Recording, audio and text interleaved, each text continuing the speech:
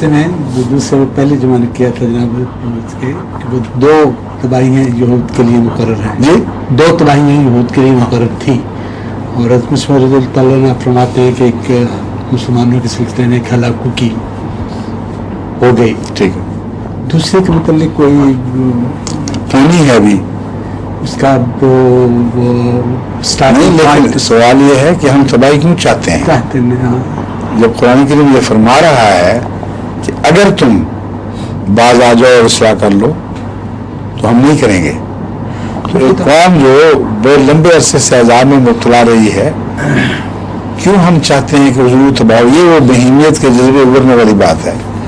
تیسری ہماری خواہش یہ ہونی چاہیے اور یہ دعا ہونی چاہیے کہ اللہ تعالیٰ یہود کو، جو ان کے اندر خدا تعالیٰ بار بار ذکر فرما چکا ہے، غیر معمولی صلاحیتیں عطا کر چکا ہے، ان کی ان صلاحیتوں کو بنی نوع انسان کے فائدے کے لیے استعمال کرنے کی توفیق بخشے، اور وہ جو ایک ظلم اپنی جان پر کر کے مصیبت میں مبتلا قوم چلی آ رہی ہے، اس کو نجات بخشے. ہماری یہ دعا ہونی چاہیے، یہ خواہش ہونی چاہیے. اگر کوئی اس کے نتیجے میں کہتے ہیں یہود کے ایجنٹ ہے تو جو مرضی کریں. رسول اللہ علیہ وسلم تو ساری دنیا کے ایجنٹ تھے،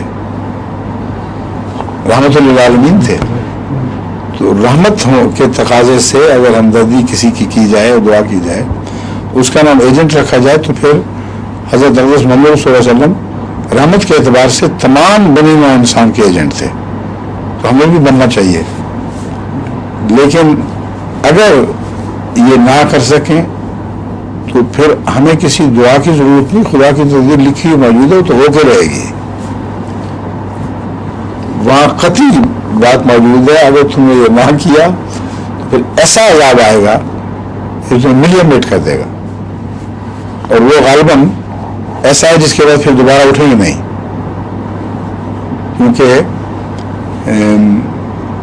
2 دفعہ کا عذاب کا ذکر، ایک دفعہ بالکل تحس نحس ہونا، اس کے بعد تیسرے کا ذکر نہیں مل رہا. تیسرے کا ذکر نہیں کرتی، یعنی مسلمانوں کے ساتھ بھی اس کی ارادہ ہو سکتا ہے، مشابہت. نہیں، وہ اور دوسری چیز ہے. جب اس آیت کو دوسرے پس منظر میں آپ دیکھیں، جس میں حضرت صلی اللہ علیہ وسلم مسلمانوں کو کہہ رہے ہیں کہ تم آخری زمانے میں جا کر یہود کے مشابہ ہو جاؤ گے، تو پھر کئی قسم کے خطرناک مناظر ابھرتے ہیں، تناظر میں نئے انسان میں آتے ہیں. ان کے متعلق ذکر کرنا بھی مناسب نہیں، لیکن پیدا ہوتے ہیں.